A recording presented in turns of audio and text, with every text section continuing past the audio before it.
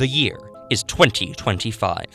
People are playing more video games than ever, and yet, there are indie games you probably don't know about. Welcome back to the Indie Game Roundup, where I review indie games you may not have heard of.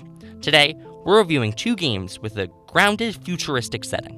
Have you ever wanted to build a spaceship? Have you ever wanted to coordinate the logistics of a spaceship? Well, Mars Horizon might be the game for you. Mars Horizon is a resource management strategy game where you run a major space agency and compete with the rest of the world for being the best at launching things into space. The game is based around being the fastest agency to successfully complete various missions, such as launching a satellite or making humans a multiplanetary species. On each turn, you generate science and funds. Science lets you research new spaceship parts, buildings for your base, and missions to accomplish, whereas funds allow you to, fund all that stuff.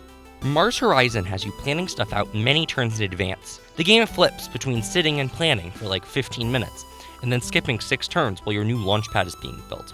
I really enjoyed Mars Horizon, as it took a good balance of being really stressful, while also being simple enough that it didn't take me forever to feel like I actually understood the mechanics. Despite definitely not being a 4X game, Mars Horizon does give vibes similar to Sid Meier's Civilization, with its various menuing and planning ahead. Mars Horizon experiences a similar fate of most games like it, in that there is so much information. Multiple times in playing, I forgot stuff like launch pad sizing or maximum launch distance. Additionally, Mars Horizon does have quite a few menus, which does not help. Overall, if you're looking for a turn-based resource management strategy game set in space, consider checking out Mars Horizon on any of the platforms currently on screen. It's 2 a.m. The world is on the brink of war. You work for a unit responsible for the security of a foreign minister. You wake up to a call from your boss.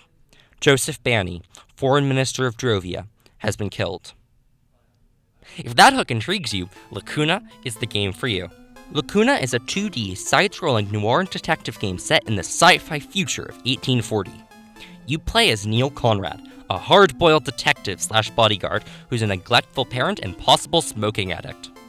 The game goes through various areas where you solve various mysteries that all contribute to solving the murder of Joseph Banny, and hopefully restoring the peace between your planet Gara and the foreign planet Drovia.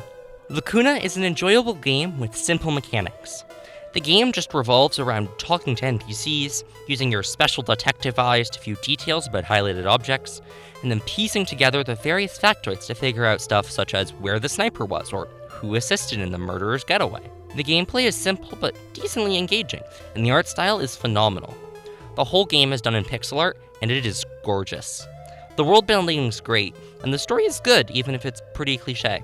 Although I enjoyed Lacuna and its puzzles, the puzzles are not that hard, as it mostly involves taking the 2 or 3 bits of information you have and putting them together.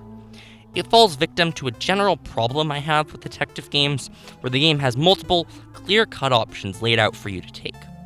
I still enjoyed it, but it is something to keep in mind. Overall, if you want a noir detective game that's easy to play with meaningful choices and an amazing world, consider checking out Lacuna on any of the platforms currently on screen. Thank you for listening to some reviews about video games. I hope you found some new indie games to play, or at least add to your wishlist to eventually play. I'm Oliver, and thanks for watching the Indie Game Roundup.